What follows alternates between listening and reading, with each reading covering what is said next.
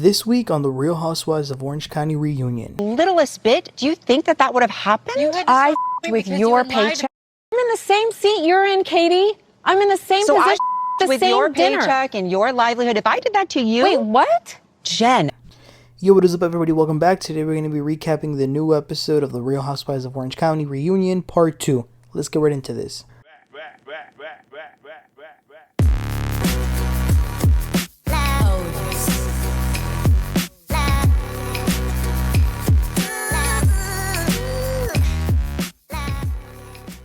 Now, this was a good reunion, this second part. Unlike part 1, this one was definitely worth watching.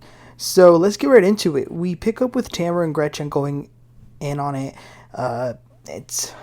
With them, it's a never-ending tit-for-tat. So, Gretchen says that Tamra is the one who started the rumor about her cheating, and then Tamra says that yes, that she, Vicki, and Gina walked into Gretchen sitting on some guy's lap. But this is stuff from so long ago. Gretchen says, "You're a liar." And then Tamra says, "No, you're a liar. For so long, you've been going after me, my husband, my kids. I don't talk about you." You know what? I can't take Tamra seriously when she becomes unhinged like that. Anyway, they leave it there for now. And then they move on to Jen's storyline this season, which was about wedding planning and her continued fallout with Tamra. So they take a look back at some of those scenes. And they talk after that. Jen and Tamra haven't seen each other or spoken to each other since filming Wrapped. Jen says that it's really hard for her to navigate Tamra because she doesn't know which version of Tamra she's going to be getting. She says that there's things that she doesn't understand. Like, why is Tamra so hell-bent on trying to convince others that she is someone else than who she really is? Tamra says, well, every single scene in this season, like, you were poking at me, and that's why when Heather came over to my house, I talked about you and said that I felt like you wanted to get on the show, and that's why you were singling me out. Andy Cohen then interjects and he says, but there's nothing wrong with wanting to be on the show. Tamara says, no, of course not. It was just a chain of events that Jen was doing that I thought were really suspicious. First being that Jen moved near her. Jen interjects and she says that's not true. And then they start talking about, like, different streets, like, oh, well, I moved to Becker Street, and no, you were at Point Circle. I don't know where any of these places are. I do know about Codo. I feel like that's, like, the iconic neighborhood in Orange County, Codo de Casa. But, yeah, they were going about that, but it actually turns out that whenever Jen did move to whatever neighborhood that was, Tamra wasn't living there anymore. So that actually kind of falls flat. But anyway, Tamra continues with her reasons as to why Jen wants to be like her.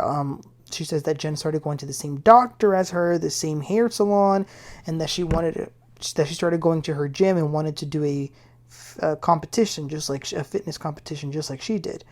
And Jen says, yeah, I did want to do a competition, but you invited me to do that. But I did not want to be like you. Like, I just saw a normal girl who had a gym. That was it. Andy then asks Gretchen if she thinks that Tamra likes to come after women who are pretty, basically, who, like, she's jealous of their looks. And Gretchen sort of says yes. She says that, Tamra has come after me, Jen, and Lizzie. And then she talks a lot about us beyond the show. And then Tamra again says the same thing, I don't talk about you. Andy says, well, I would argue for both of your defenses that you are asked about one another in other interviews. So then there's also a question for Heather. How did you not think Tamra had ill intentions of showing that photo of Jen? And we're talking about the infamous fatty photo that Tamra showed from years ago when Jen looked different. Heather's response is, well, what y'all don't understand is that it was a long night. We talked about a lot of things, Teddy, her friendship with Jen, and it sort of just flowed naturally. Tamra was explaining how she thought Jen wanted to be like her, so she was giving examples, and eventually came the photo. So that's why I wasn't going to, like, reprimand her, because it was part of a bigger conversation. Emily then asks Tamra, what was your real intention showing the photo? Like, was it that Jen changed? Because, we've all changed. And then Tamra says, yeah, it's that she's changed. We've all changed. I agree with Shady. Tamra does sort of apologize because Andy says that Jen probably didn't want to look like Tamra necessarily because there's a certain look that most women in Orange County go for anyway. Tamra also goes a little bit more in depth about the allegation that she made early in the season about Jen having another affair, other than the one she had with Ryan. But she says that she heard it, but there's like no proof or anything like that. It was just like a rumor. Jen is still not married. She and Ryan have not gotten married. There's not even a date near in sight. Emily says, I think that Jen is being very smart. She's taking it very slow and wants to make sure that everything is in place. And Andy says, well, that's really nice to hear from you, because remember, Emily she went after Jen real hard last year. She wasn't really nice, but she said something nice today. Jen says that if something were to happen, she is now in a place where she and her children will be okay. They touch a little bit on some of the insecurities that Jen mentioned that she has, but she says that she really does love Ryan. Ryan and Will have also met. Will is Jen's ex-husband, and it sounds like things went pretty good. Will even acknowledged that Ryan had taken care of the kids. And Jen and Will are also talking, so things aren't so tumultuous anymore. Andy then asks Gina, why did she say that Jen and Shannon had a fake friendship? Gina says, well, I was just getting mixed messages. Jen would be very verbal to me, but with Shannon, she was sort of tiptoe. Jen's like, oh, well, you're talking about the bridal shower. Yeah, I mean, my reaction was not to have that, but once the shower was planned, I saw how much effort Shannon spent on it. I wasn't going to tell her that I didn't want it, which makes sense. Andy asks Gina, well, what about your friendship with Shannon? Like, how is that? And Gina says, I think we're okay. Like, I can definitely say things to her if I feel them. And Shannon says to Gina, well, you did say that you worried about me, and that kind of hurt my feelings, because if you worried about me, you could call me. But I just want to let you know I'm good. I'm accountable to myself. Gina says, yeah, I get that, and I'm sorry about that. They also touch on Gina and Heather's friendship. Remember, Gina was throwing some jokes about Heather wanting to go back into comedy. Heather says that what really bothers her is that both her and Gina are sort of going into new fields, or going back into things that they haven't done in a while. And she would have thought that out of anyone, it would have been Gina who would have understood her the most. And not joked about it. Gina does apologize, but Heather is really bothered by the shady comments that Gina was throwing about her in the confessionals, which were pretty funny, to be honest. But Heather says that every time she brings up her acting career in this group, she's ridiculed. So that's why she doesn't really even want to open up sometimes. And as Heather is saying this, Shannon asks Andy if she can go to the restroom. She really has to go. So like Andy's like having his own conversation with Shannon while Heather is talking, and she's like, Andy, like, I'm answering a question, like, this is really important to me, hello. It just goes to show that Andy Cohen shouldn't be hosting these reunions any longer. So then they take a break, then they come back, and they take a look at the scenes of some of the scenes of the women of this season doing outdoor activities and things like that. I think it was just sort of to, like, add some more lightheartedness into it. They sort of discuss all the activities that they did this season, Gretchen's funny outfit while they had that self-defense class, Jen's abs, she recommends weightlifting, and they joke about some other dumb stuff. Then they break for lunch. Matt Janella arrives. It's been a very, very long time, I think, since Orange County has had husbands or a husband in a reunion. It was so sweet because when Katie sees Matt, she says, hey, oh, thank God you're here. She gets a little emotional. Let me tell y'all though, it looked like Matt came ready. So, but this was also interesting. So Jen is in her dressing room with Shannon, and do y'all remember the guy who Ryan used to be friends with? The one that got indicted for that crime? Well, apparently that guy has a girlfriend named Nicole, and according to Jen, Nicole was hanging out with Katie and Ryan, and Matt, I'm sorry. And according to Jen, Nicole says that Katie was asking her, be honest, was Ryan part of the crimes that the guy did? So yeah, Jen is saying all this to Shannon, and she seems very mad about it.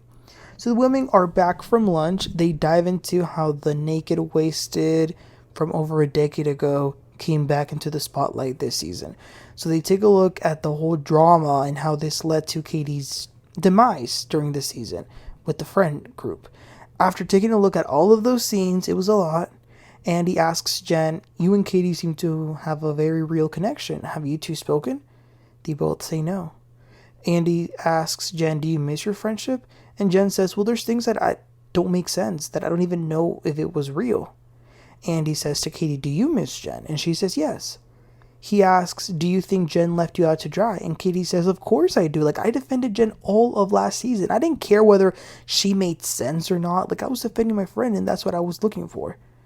They touch on some of there was a video that was posted where Gretchen and Jen were doing some, like, karate kicks. Katie felt like there had been some racial undertones in it. Jen was actually very defensive about it, but eventually she apologizes. Gretchen had apologized back when the video was initially posted. She texted Katie. Now, Katie says that it was written by ChatGPT because they put it on a ChatGPT to check if it had written it. Now, let me just say this, to Gretchen's defense, I know a little bit about this because I was a student when ChatGPT came along in college, and which was like last year. ChatGPT has this weird problem where anytime you put any piece of text and ask it, did you write this? It will say yes. And there was actually a scandal that happened because there was a professor who started doing that with all of his students' essays. He actually put everyone's essays and said to ChatGPT, did you write this? And ChatGPT would say, yes, I wrote it. So I'm just saying that, I'm not saying she did or didn't, but I just want to say, don't ask ChatGPT if it wrote something because it will say yes. Just so y'all are aware of that. But nevertheless, Gretchen apologizes once again in person, and Katie says that she does accept it.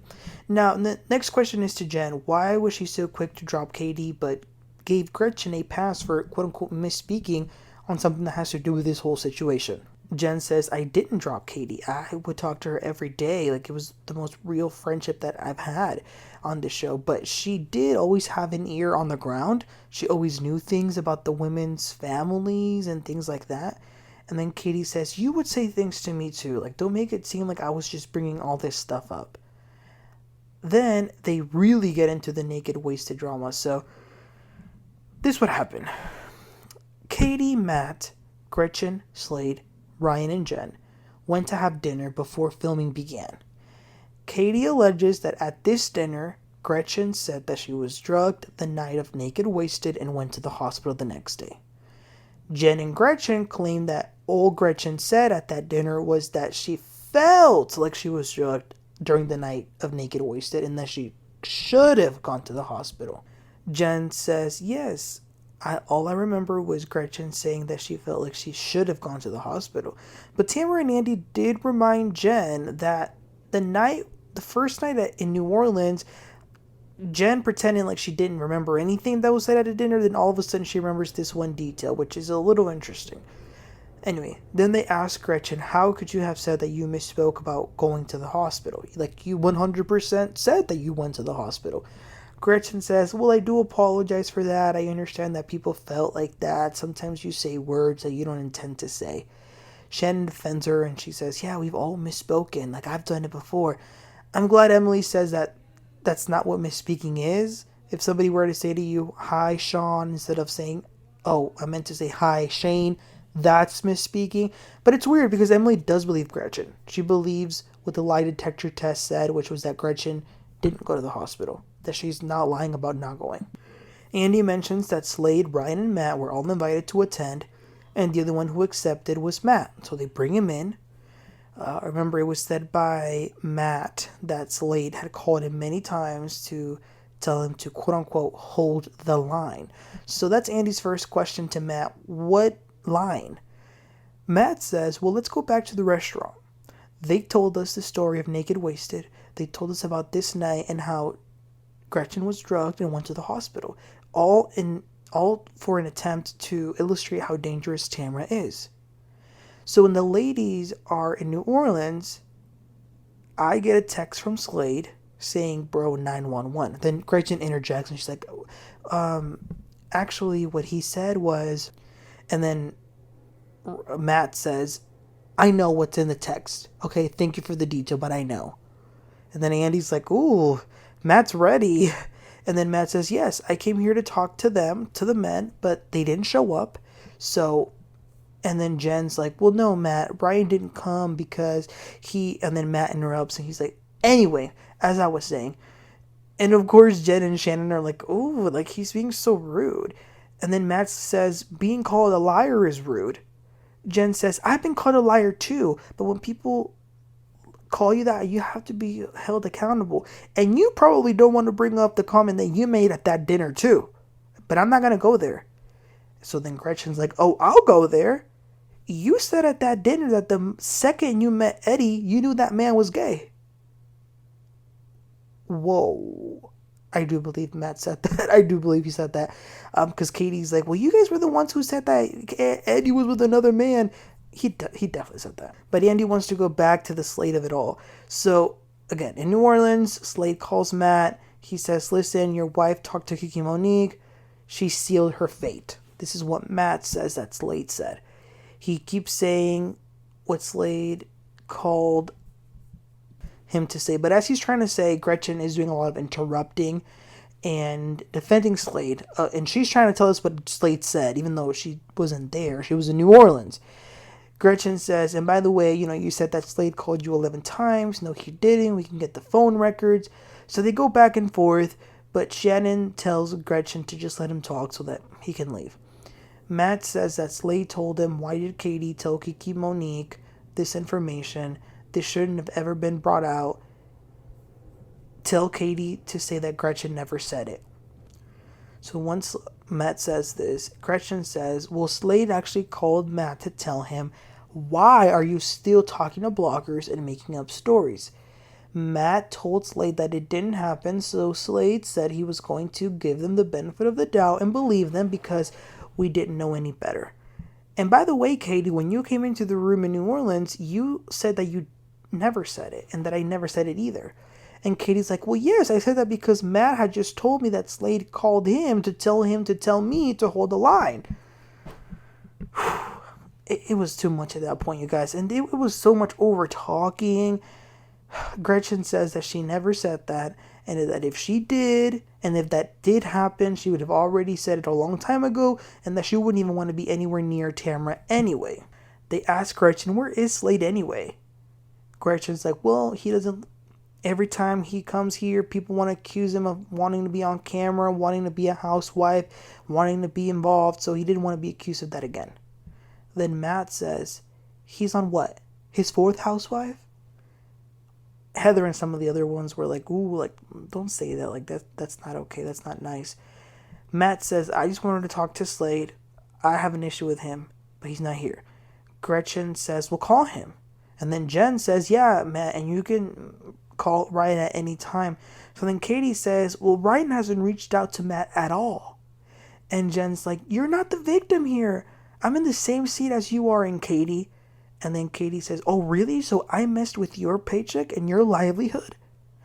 Jen says, you're saying that I messed with your paycheck?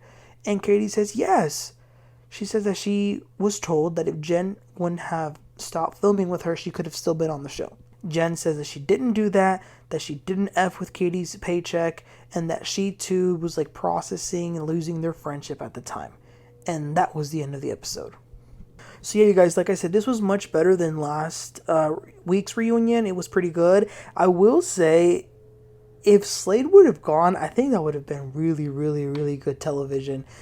Because the problem with him not being there is that because it becomes a little bit too much he said, she said. Like, let's have the people that were directly involved there. I don't need Gretchen. We don't want Gretchen to be speaking for Slade and telling us what he said. No, we want Slade right there in this situation to go at it with Matt so that they can really talk about what was going on. I've said this before. Nothing has changed with my opinion. I still feel the same as I did when this all was unfolding during the season.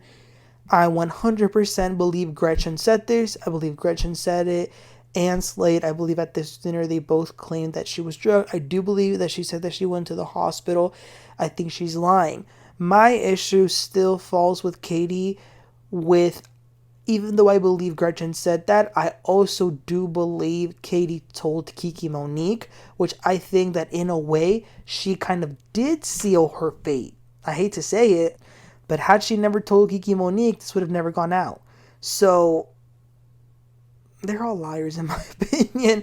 They're all liars. I don't know, but y'all let me know what your thoughts are. It's because you can't believe Katie that, oh yes, I believe her that Gretchen said it, but then like, oh, but I also believe that she didn't tell Kiki. So how would this have gone now?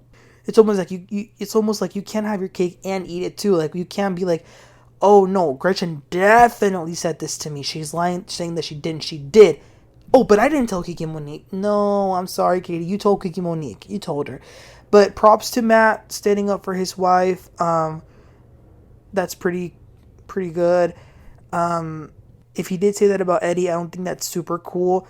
I think that if he doesn't have any proof, I don't think you can like, oh, the second you saw him, no, that was not okay. But other than that, it was pretty good. Next week, it looks like it's going to be a very explosive conclusion. You guys, let me know what your thoughts are about this week's reunion. I'm literally just now going to finish packing because I'm going to get up very early at the crack of dawn to head to this airport so that I can arrive to Vegas and be at BravoCon. So in less than 24 hours, I'm going to be at BravoCon, which is going to be super exciting. I have a photo op at 11, I think it's 10:30, I think. And Katie and Tamra are one of the ones that are supposed to be here. So maybe I'll meet them tomorrow. I don't know. We'll see. I'll definitely keep y'all posted though. So you guys, let me know what your thoughts were. Please don't forget to like and subscribe. And I'll catch y'all next time. Y'all have a great one. Bye.